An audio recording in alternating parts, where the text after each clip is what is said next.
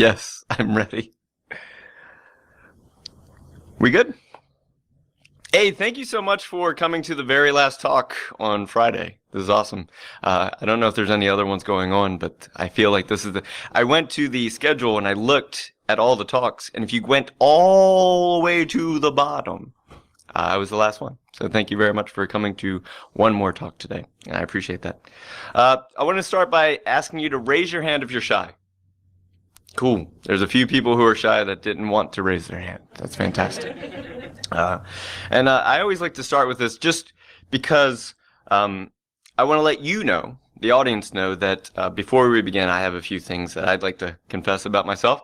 I'm shy, and when I get nervous, I tell jokes, which is fantastic for doing comedy. So I did comedy last night. I get nervous. I tell jokes.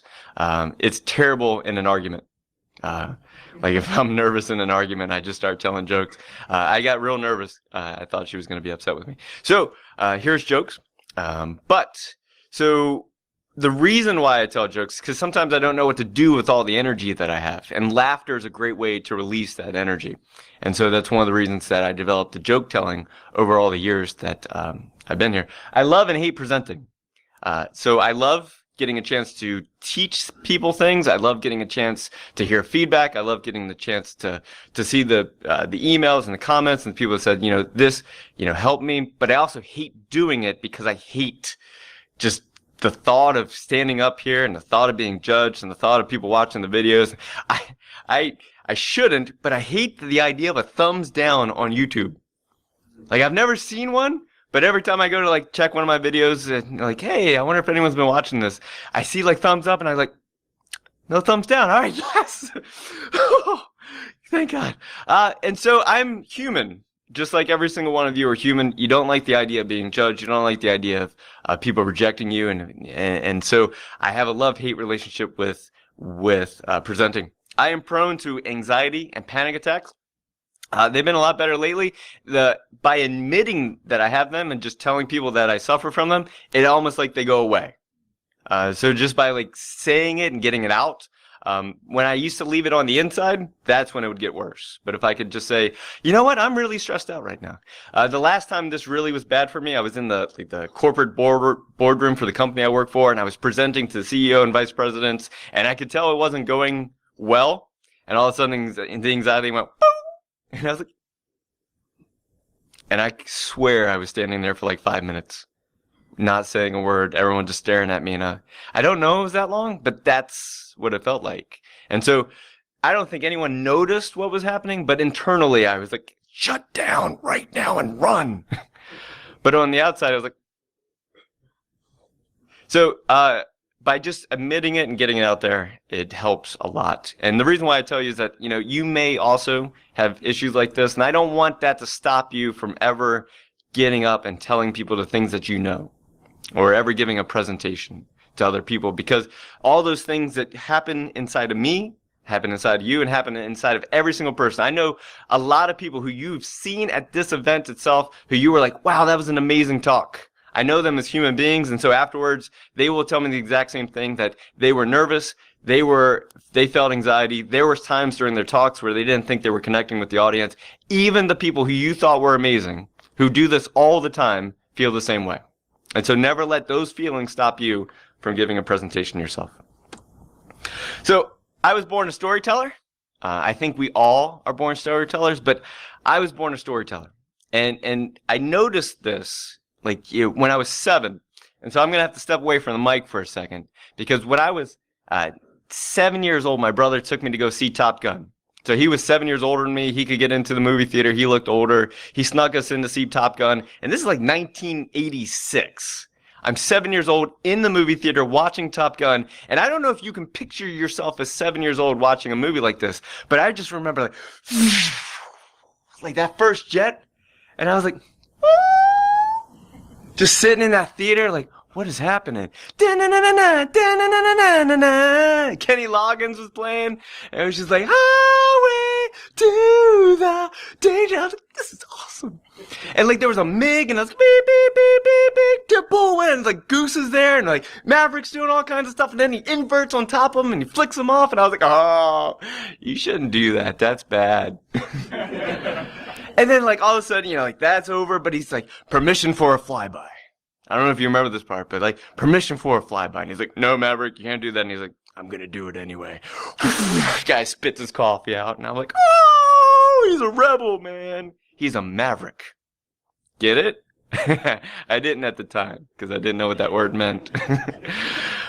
And then all of a sudden, they're like, you're going to Top Gun, even though you're the way you are. And I was like, oh, cool, what's Top Gun? And then they go to Top Gun, and it's like a competition of other pilots. And then Kelly McGillis showed up, and I was 7, and I was like, I feel something weird. And it's just this really cool, like, Tom Cruise is on like, and then I don't know if you remember, they go to the bar, and it's like, you never close your eyes anymore when I kiss your lips. And everyone in the bar chimed in, and I was sitting there 7 years old going, is this what grown-ups do? Because that's awesome. And it was just this awesome, amazing movie. And there was like, hanging with the boys. The volleyball scene, where as I got older, that became more uncomfortable for me. It did. If you haven't seen it in a while, go back and watch it. And so, as I'm watching this movie, I'm like really into it until something terrible happens. And if you haven't seen it, I don't want to ruin it for you, but something terrible happens. And I'm like sitting there like, beep, beep, beep, Jack. And I was like, and I was sad. And then all of a sudden, like, Maverick is sad too, and then he goes to be consoled by Kelly McGillis, and then stuff happens, and my brother's like, oh my God, cover your eyes. And I was like, I sure will. Oh man, what is this? And I just remember, like, as that movie kept going on, like, Maverick lost the will to get in the plane, but all of a sudden, he had found the strength one more time, and the only person that could go up and save the day was Maverick, and he got in a plane, and he was able to pull it off and save the day. And when he got back onto that aircraft carrier at the end of the movie, everyone ran, they grabbed him and threw him on the shoulders, and he was like, yeah! And I was like, yes! And then there was one last scene at the end, and he's standing on the edge of the aircraft carrier, and he's got the thing in his hand that I won't spoil for you, and he's like, and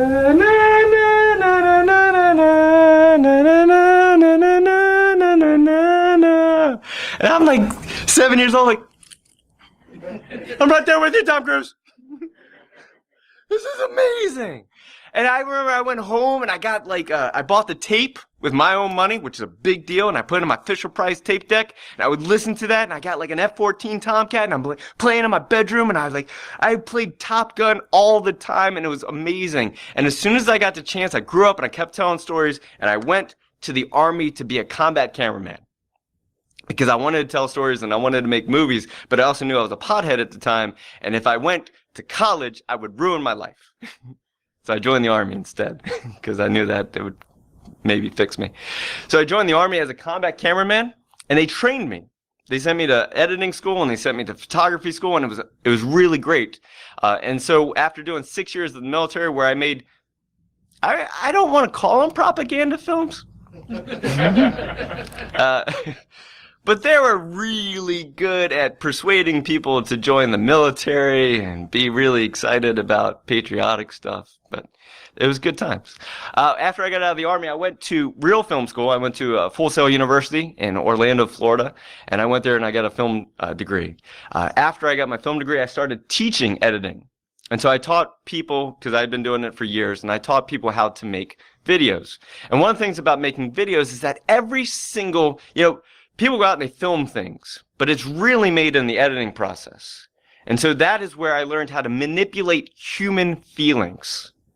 And I'm going to talk to you about how you manipulate human feelings and how you can use that when you give presentations. And I'm not saying manipulate in a bad way. I'm saying that humans like to be presented to in a certain way.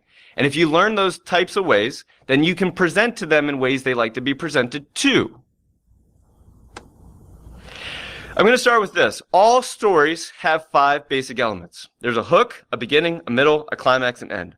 A hook, beginning, middle, climax, and end. A hook beginning, middle, climax, and end. And this will all start making sense in a minute, is that once I want to go back to that we're all storytellers. We all are. Every single one of you in this room and every person that watches the video, we're storytellers. We like to tell stories. You just may not know how much of a storyteller you are until I start to point out these things to you. All of us love to tell stories, and it begins with a hook. And this is a great hook. Holy crap. Hold my beer. I don't know if you can see this, but it's a person about to ride a bicycle down a giant slide. That is an awesome story. I don't know what happens next, but that's a fantastic hook. But all of us do this on a regular basis. We're all storytellers. And if you haven't been listening here at DerbyCon over the last, 10, 12 hours now, but as you listen for the next 2 days while you're here, or you listen in your life, you're going to hear people give you the hook. It's just what we do. It starts with, hey, this one time, or last year at DerbyCon, or 2 years ago at DerbyCon. That's your hook. That's how you start your story. Then it goes to, did I ever tell you? Oh, I've got a story. How many people do you know in your life that are always like, I've got this one story, or I got a story? And then there's the, remember last time? You get together with your old friends and stuff, and they're always like, remember last time we got together? I have this belief that human beings like to drink and do drugs, so that the next time they get together, they have stories to share about the last time they drank and did drugs. It's just true. It's something that we do as human beings. I'm going to break down 93.4% of all movies for you right now, and the basic storyline that they all follow. Also, that statistic is made up because I work in marketing. It looks good. If you ever want someone to believe a statistic, just put a point after it. It's 93.4%. People are like, damn, that's really exact. He must have done his research. Yeah. So if you ever get the chance, I was taught screenwriting, and if you ever want to do this, if you find a 90-minute movie, it works exactly almost for a 90-minute movie. Other movies, it stretches a little teeny bit here and there, but for a 90-minute movie, which is the general length of most movies, it works like this. By minute 3, or on minute 3, the introduction of the main character. And so if you're ever watching a movie, you can hit pause and be like, damn, minute 3. Because when you're writing screenplays, you want to make sure that by minute 3, or page 3, that you've written in and introduced your main character. By page 10, something happens. Something out of the ordinary, something that propels your character to want to do something, learn something, go someplace. Something by page 10 will happen. Now, between page 10 and page 30, or minute 10 and minute 30, you're going to have some things are going on, stuff is happening, a major plot point's getting ready to come up, and then that hero goes on a quest on page 30. So page 30, the hero goes on a quest to learn something, to do something, to fix something, to better themselves, to fall in love. Like romantic comedies follow this to a T. Meet John. John meets Sarah. Sarah and John start dating by minute 30. Sarah and John are loving life by minute 45, but by minute 60, something goes wrong with Sarah and John's relationship. But then John figures out why he was such a jerk. And by minute 75, he pulls it all together. They find a way to find each other. He grabs, her on the way to the airport, says, I love you so much, and then they end the movie. Like, it just follows this basic formula because human beings like to follow this formula of storytelling. And this is how stories are told. A hook, a beginning, middle, a climax, and end. And the problem is, I've just ruined all movies for you. Because if you never noticed this formula before, you won't be able to not notice this formula anymore. I used to love teaching film school because everyone that goes to film school is excited about making movies because they love movies. By the time they got to my class, they hated movies because they knew how movies were made.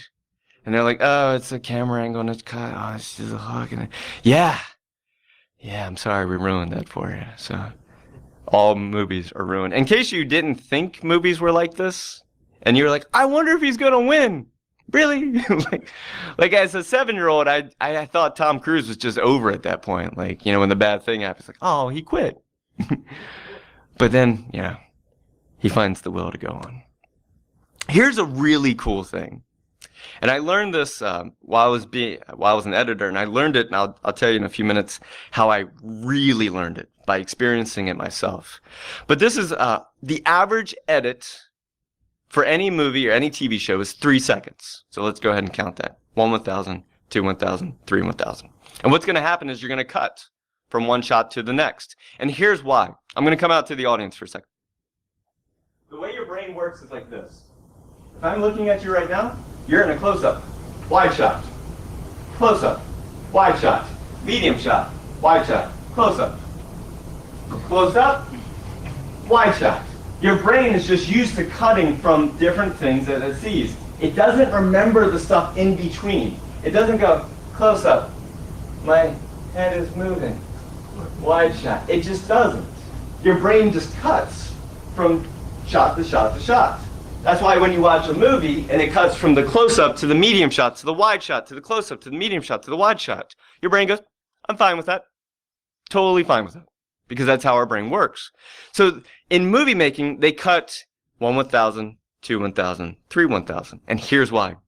Your brain takes 3 seconds to realize what something is, to interpret it, and to compare it or to relate it to something in your life, in your past. So the way this works is if you see an image of a yellow house, it takes almost a second for your brain to go, all right, I see that. It's yellow. It's a house. Cool. And then your brain goes, let's relate that to something. And it says, there was a yellow house like that in my neighborhood. So I see something. It's a yellow house. There was a yellow house like that in my neighborhood. So that's how your brain works. And it takes 3 seconds for those things to happen. And the reason why you want that relationship to work is because when you're watching movies, it's not about what's happening on the screen. It's about you thinking about it happening to you. And so when you're watching the movie, you start to relate with it. You start to cry. Like, if you've ever cried at a movie, why? Why did you cry? Or why did you get excited? Or why did you laugh? It's because you're relating what's happening on the screen to your own life. Like when I watched The Notebook, and I'm watching it, and I start tearing up because I'm like thinking, am I going to have to suffocate my wife at the end of our lives? Is that what that movie's about? I always forget. Like, I think that's what it's about. So 1 1,000, 2 1,000, 3 1,000. So in 4 seconds, here's how the human brain works. The human brain's amazing. In 4 seconds, it goes, I see something. It's a yellow house. There was a yellow house like that in my neighborhood. There was a girl that lived there. It starts to relate. It makes relationships. It starts to hop. In 5 seconds, your brain is so efficient and it starts to make leaps and connections to things of your past that it goes, I see a house. I see something. It's a yellow house. There was a house like that in my neighborhood. There was a girl that lived there. I didn't like her. And you start thinking about her and the reasons why you didn't like her. Like, that's how fast your brain makes leaps. Is this all starting to make sense? You're thinking about it right now, and you're like, oh, yeah, damn it. He's in my head right now. It's weird. And so that's what happens in 5 seconds. And I have this on here that if you're ever given a presentation and you have a low point, or something doesn't work, I always knew that if I had a mechanical failure, if my screen went down, something didn't work, I had 5 seconds before I lost my audience. Because in 5 seconds, your audience would go, he's boring. I'm thinking about something else. Oh, there we go. That filled that hole. And so what I would always do as a presenter is that if something went down, I would keep talking. Like, oh, it looks like something bad has happened here. Let me go ahead and fix it. That's not working. All right, got the cable in. Looks like, and I'm back up. Because if I stopped talking and create that low point, and everyone just went off on their own tangents. Let's go in reverse. So 3 seconds is the average edit, and because it takes your brain, I see something. It's a yellow house. There was a yellow house in my neighborhood. Relationship. In 2 seconds, the human brain goes, I see something. Yellow house. It's trying to make the connections. It's firing off electrons and neurons, and it's looking for the data that it needs to be able to go, yellow house. But it doesn't have time to relate.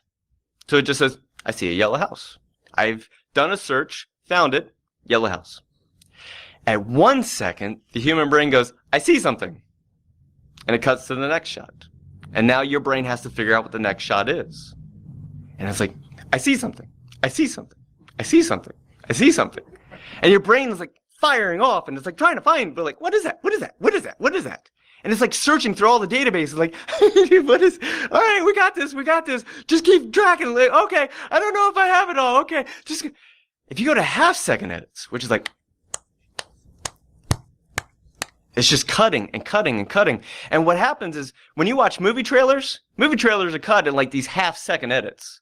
So when you're watching the movie trailer and it starts off and like, da, da, da, and you're like, is that a Millennium Falcon? And you're like, what is that? Lightsabers. And you're like, your brain is trying to process all this information. You're like, whoa! And you're like, your brain's like, fine. And your brain, by the end of it, has done something amazing. Because we are human beings. If we are in a chaotic, hectic situation, your brain will try to keep up. And so it will start firing off neurons and epinephrine and dopamine. And all of a sudden, you start feeling happy and excited. And all of a sudden, you have these happy chemicals floating through your brain, and you're like, I don't know why I'm so excited, but I am. And that's why they have movie trailers and music videos are cut in this range, so that way when you're done, you're like, I can't wait to see that movie. And they're like, exactly. We owned your brain. And this is what happens when people watch things. And the reason why I bring it up, and the reason why I wanted you to hear it, is because I just did it to you. When I was talking to you, I started off in the normal cadence.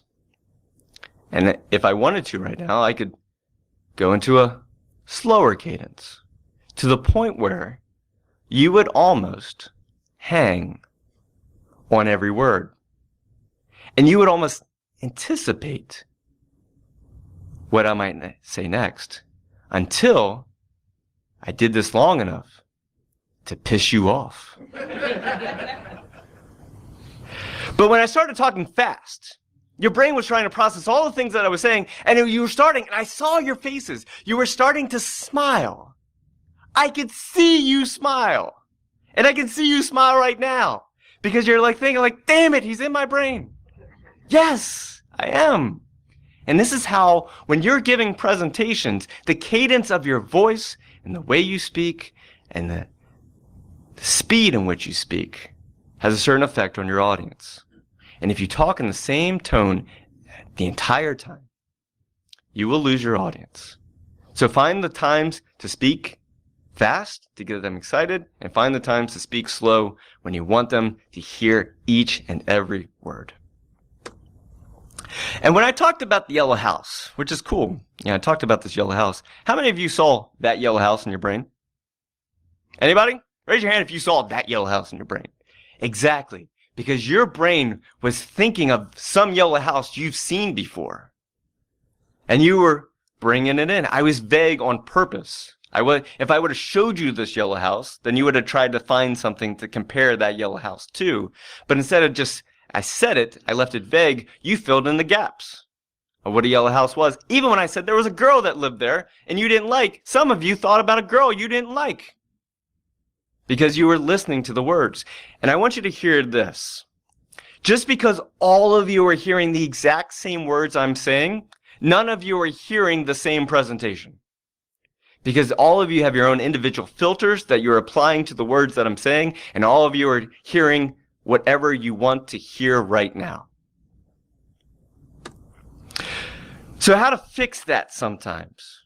So sometimes it's good to be vague, to let people fill in the gaps. And sometimes you need to be crystal clear and very explicit about the things that you're saying. And I'm going to give you an example of, this is a screenplay, an excerpt. And it says, fade in, interior, abandoned mine, day. A bare bulb shines from a reflector atop a slender stand. A bubble-like helmet rises into frame, eclipsing the light. An astronaut-like figure in a hazmat suit reaches down to... The reason why I have this up here is because a script is just that. It's just written words on the paper, and then people need to interpret that into a vision.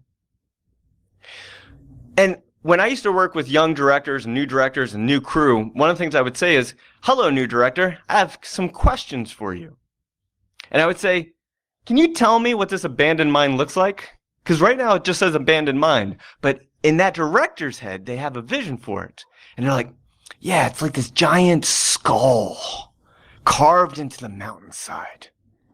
And it's like foggy. And I'm like, well, that's not on the page, but okay.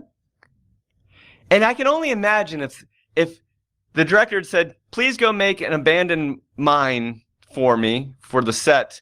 And some crew would go out there and be like, okay. They would just make it the way they thought an abandoned mine should look like. And the director would show up and go, this is not what I was thinking.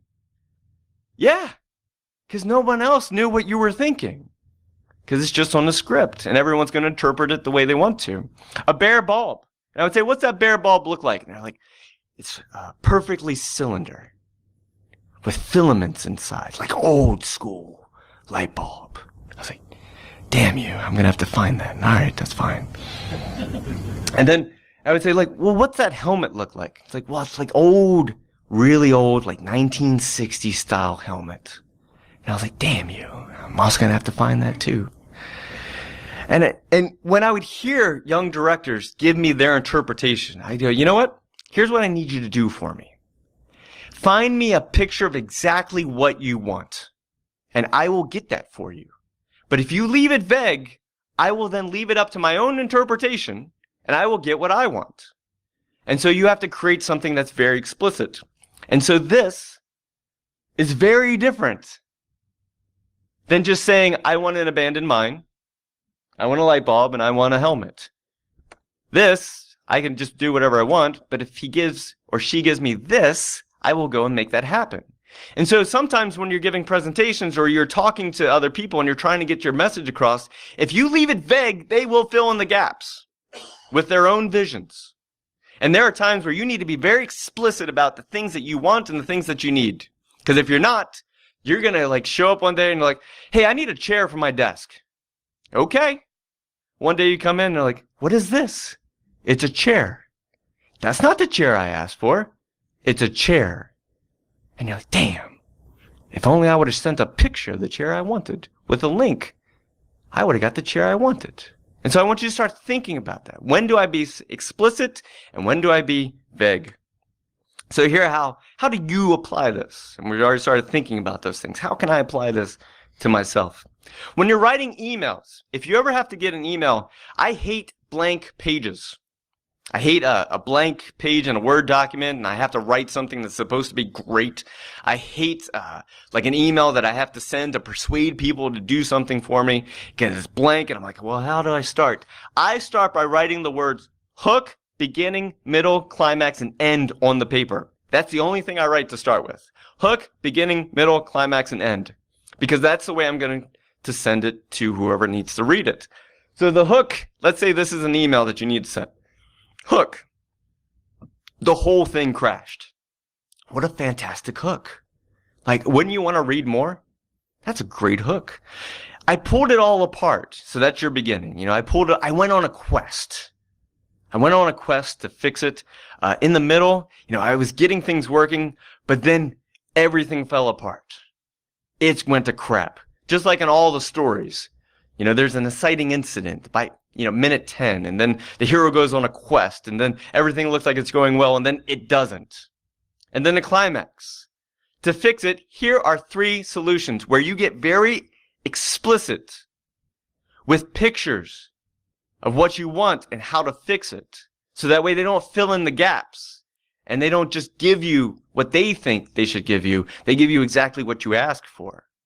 And then you end it as fast as possible with, until this, we can't have nice things. How you can also use this in emails. Short sentences.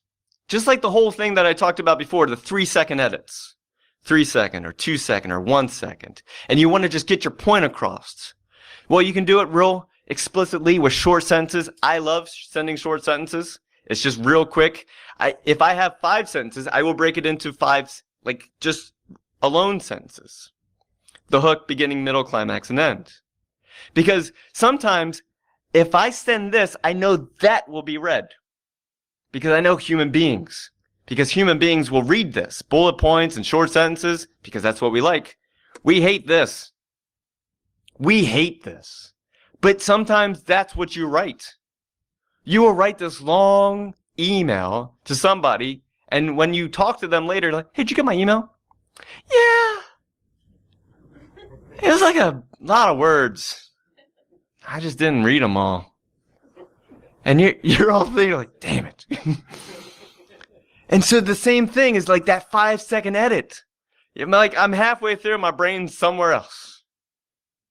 And so when you're thinking about these, how do humans like to be given information? Give it to them the way they want information. So this whole thing's about presentations.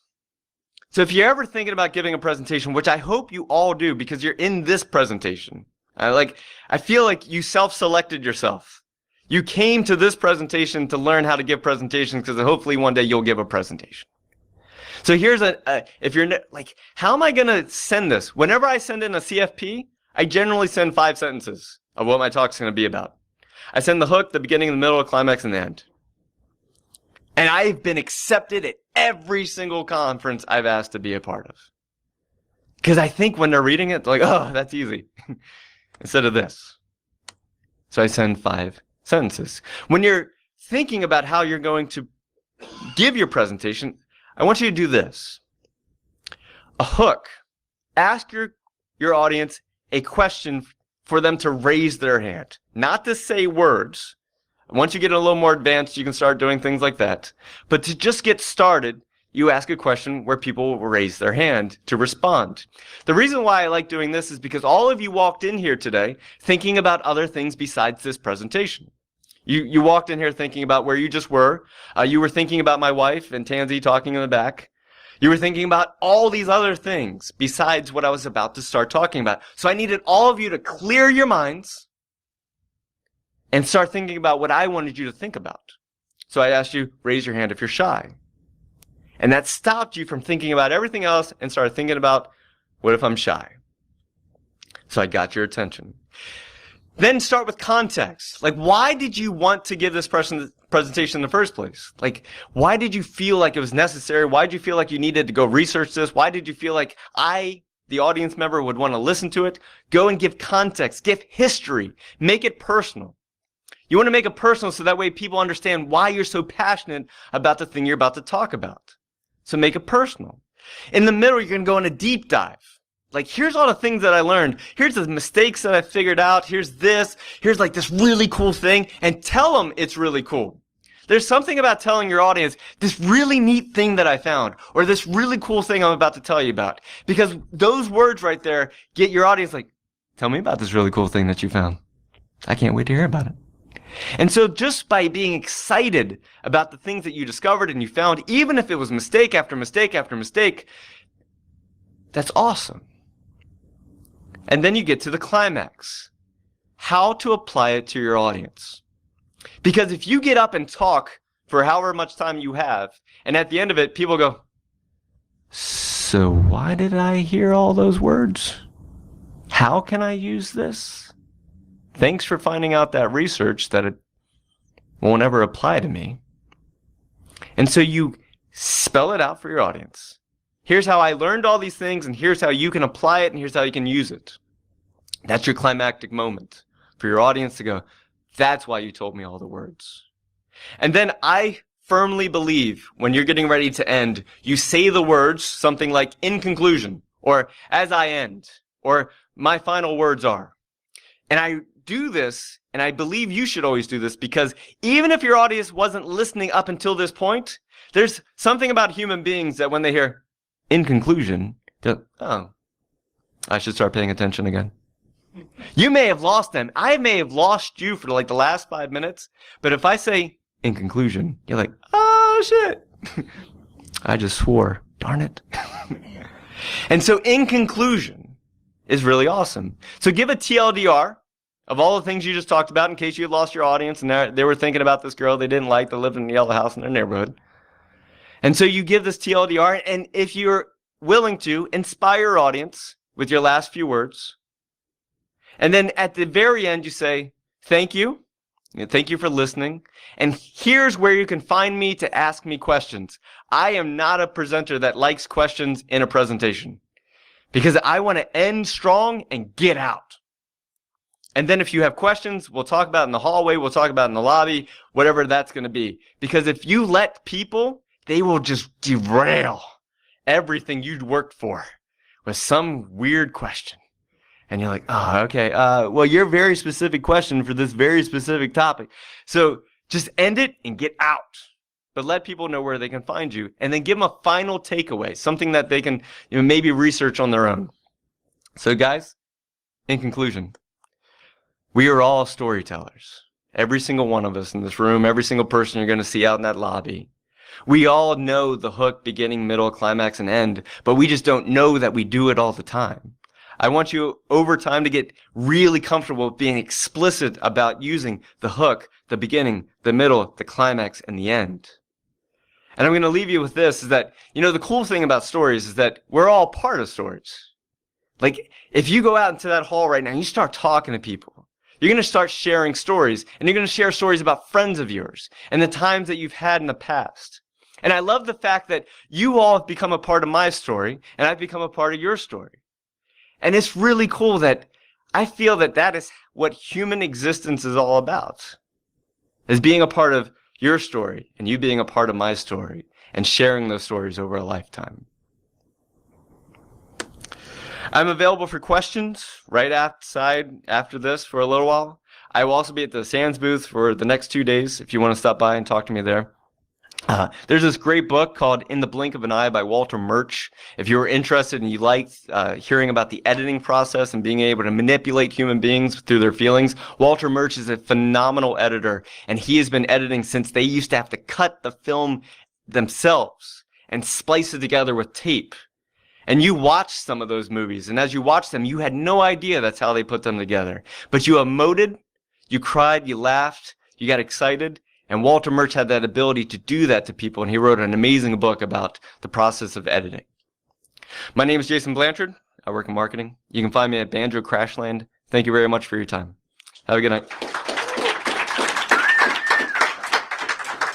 All right.